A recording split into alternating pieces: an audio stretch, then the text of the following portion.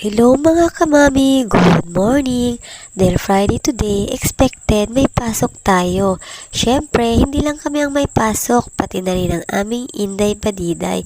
Maaga din siyang gumising, kindergarten pa lang siya mga kamami.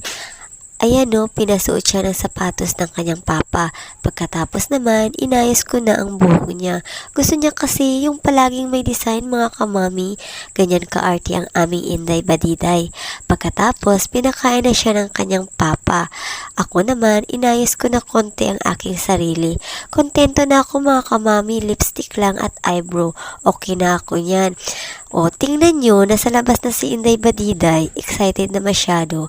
So, hanggang dito na lang mga kamami. Salamat!